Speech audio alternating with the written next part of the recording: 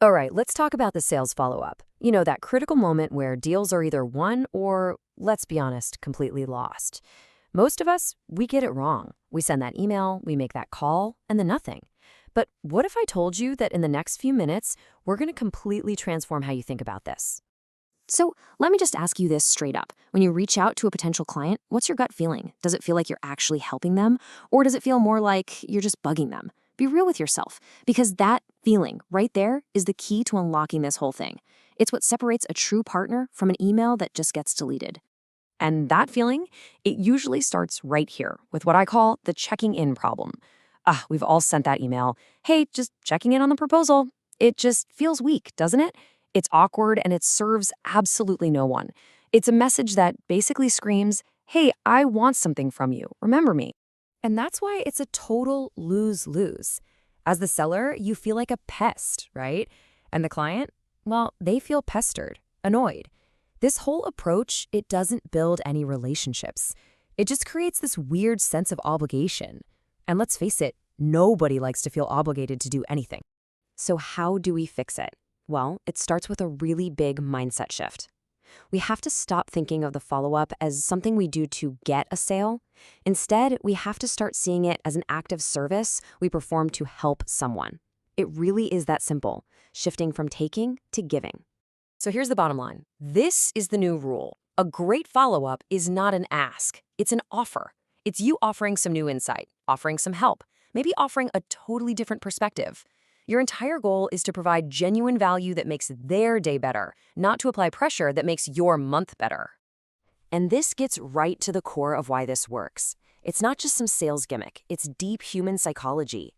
When you genuinely try to serve someone, when you appreciate their situation, you tap into this really fundamental human craving. Suddenly, you're not just another vendor, you're an ally. To really get this service mindset, we've got to go back. We have to look at the master of human relations himself, Dale Carnegie. I mean, his principles are absolutely timeless for a reason. They're based on fundamental truths about people, not on some fleeting sales tactic of the week. Carnegie tells this incredible story. Get this.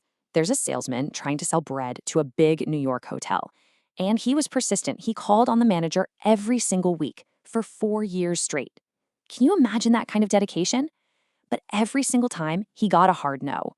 So clearly, persistence by itself just wasn't enough.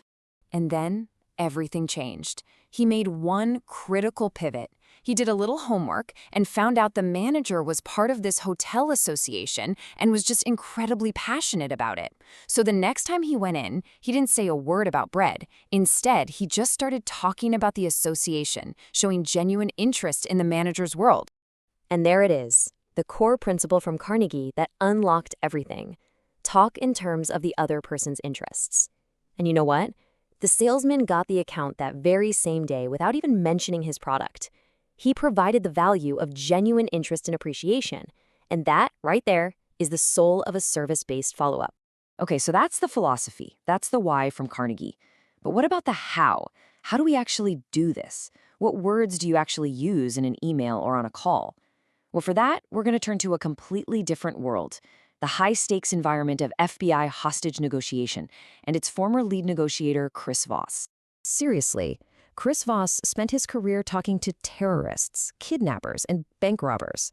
His tools are not based on a theory. They were literally forged and tested in situations where one wrong word could have fatal consequences.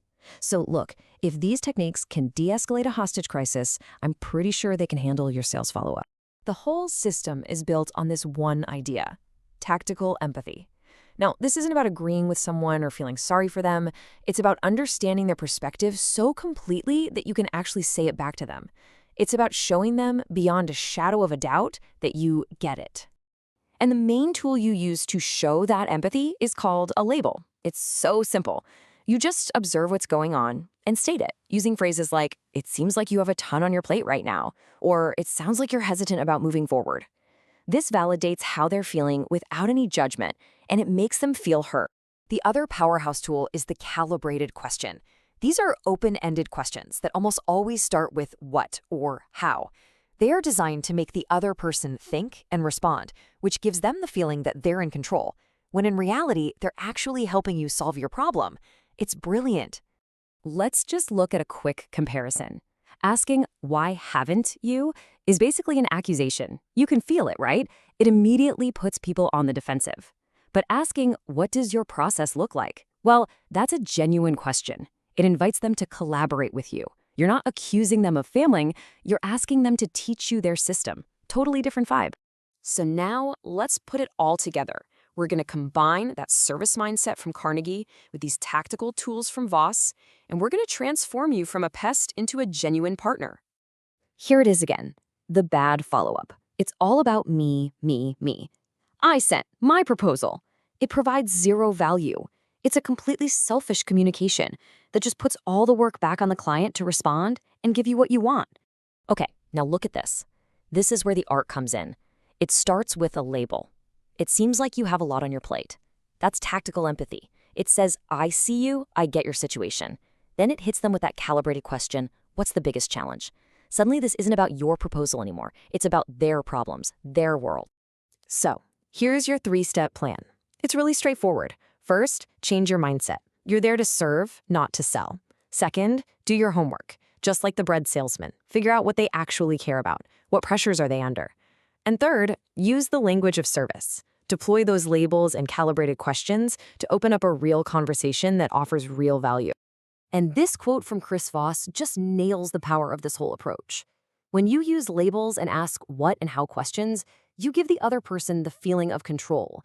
They feel like they're driving the conversation, all while you are gently guiding it toward an outcome that's good for everyone. So, the ultimate takeaway is this. True influence isn't really about persistence or clever tactics. It's about service. It's about a genuine desire to help. So the real question isn't, who are you going to sell to next? It's, who are you going to serve in your next follow-up? Thanks for joining me on this explainer.